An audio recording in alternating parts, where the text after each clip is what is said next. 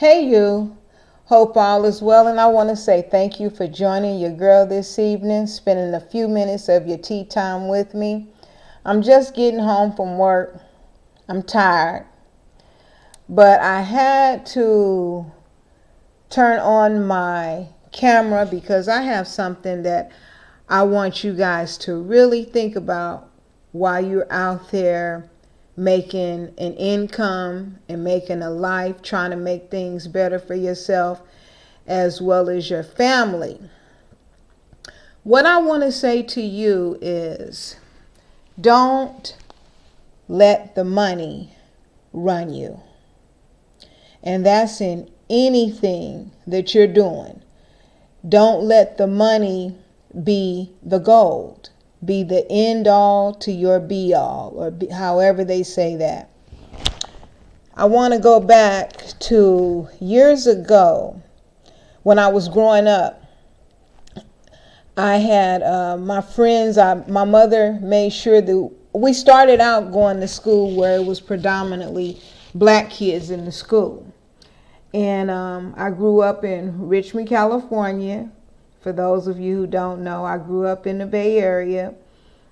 But my mother wanted us to get a little bit more in our learning and our education. So we was a part of the first kids that got bussed out to schools where they were predominantly white kids. And so in doing that, my friends who I hung around with, they were white. I had some white girlfriends, some bad white girlfriends too. But I got a chance. I was always the only black girl at the party. But I got a chance, and they loved me. I've always been this bubbly person. They loved me. Their parents loved me. And but where I was living at and where I was growing up at, when my mother became a single parent after my father was killed in '76, we wasn't living. We was living in the hood. What I would say was the hood. It was a single mother. We really lived the Claudine story. For those of you who are familiar with the movie with Diane Carroll, Claudine, which is one of my favorite movies, about a single black mother raising her children on her own, having to be on welfare. And although my mother was on welfare, she did work as well. She was a bus driver. That's where I get that from. But we were struggling. We didn't live, our image didn't match what my girlfriends, how they were living. They came from a 2-parent home. Their dad drove nice cars, and their parents was able to stay home, basically like the Brady Bunch. But I'm saying all of that to say that was the start of me wanting to live and have more. And I couldn't understand why my mother couldn't have that, and what made us so different.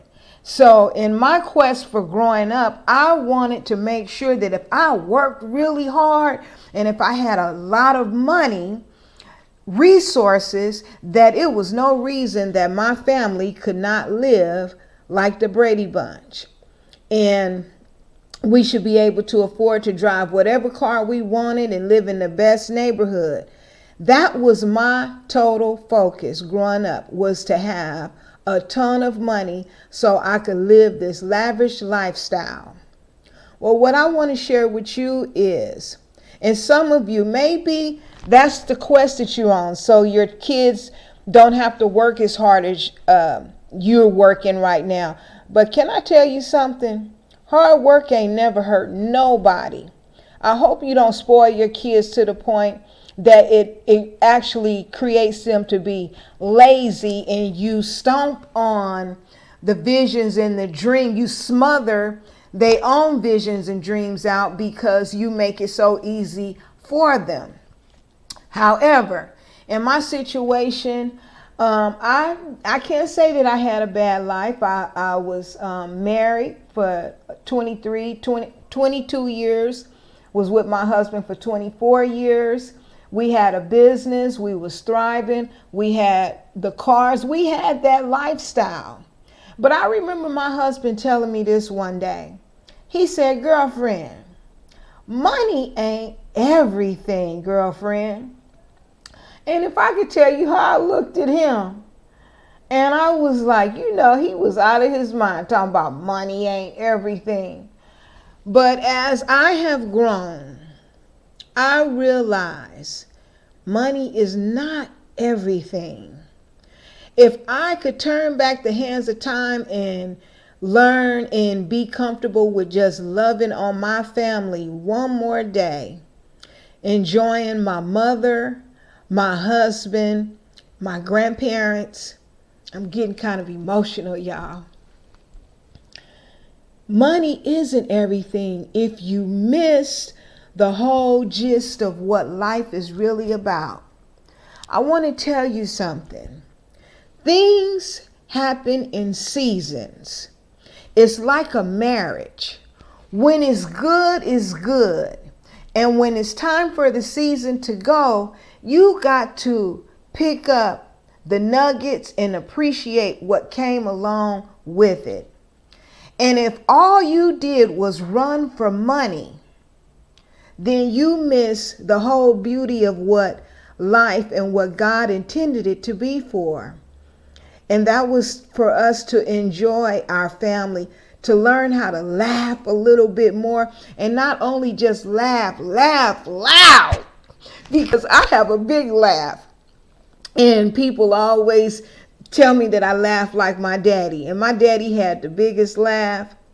But I want to tell you, while you out there getting it, don't miss the opportunity of being able to love on your family a lot more. Loving on your family is not predicated on how much money in the latest toy or electronic that you get them. It's you really spending that quality time with your family. See, because those is memories you cannot get back. I was a track star for money. I was doing all kind of things to make sure that, that I always had some type of money in my pocket, because I never wanted to be broke. But I tell you this, when my husband passed away, and then I started losing my family like a domino effect, I was really broke.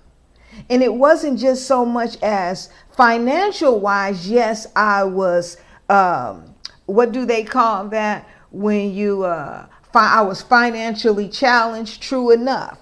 Because money in the word, it does say money answers all problems.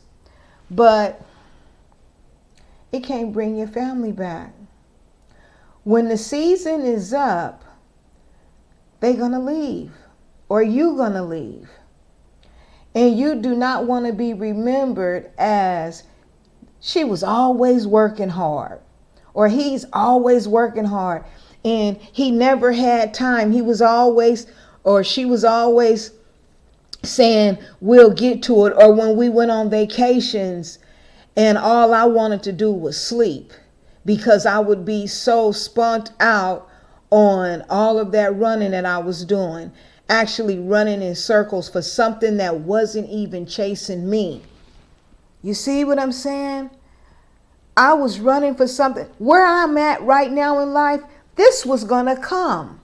This was going to be, this was a season that was going to be, no matter what. But if I would have known that, if someone would have told me, girlfriend, slow down, pump your brakes, enjoy the flowers, and really know what enjoying the flowers really mean. I miss my husband. I miss my grandparents. I miss my mother. I don't want you to say, man, I should have listened to Charlie. Or someone that's been telling you, slow down. I want to tell you right now, money does answer a lot of things. but it cannot replace the ones that you love the most. Don't let the money come between you and your family. All right? This your girl, Charlie. I was tired this evening. I had to go from Richmond to Tiburon, back to the city, and was going to have to go to Sausalito. I am tired. But I wanted to turn on this recorder and just tell you, the lifestyle you're going to live, you're going to get it. Everybody, we all looking for that stream of success where we're going to have a lot of money. But if you have a lot of money, what are you going to do with it? Do you know how to manage it? Did you come from a family that had a lot of money? Did you get a lot of training on what to do with the money? And also making your family feel like that that they come last to your dollars, to your coins? I'm just giving you something to think about. Don't let the money make you. You make the money. But in doing so, don't miss out on those special moments that you can never get back. All right? This your girl, Charlie. Again, I know I say that, but this your girl, Charlie, and I really want you to think about that. Money ain't everything. Don't miss out on loving who's loving you. All right? Take care. Talk soon. Stay safe. If you like the content in the video, please hit the like and subscribe button, and let's continue to collab together. If this is a message that you have been sharing with someone and telling them all the time, well, just take this as being confirmation. Share the video. All right? Take care. Talk soon. Stay safe. Until next time. Have a good evening.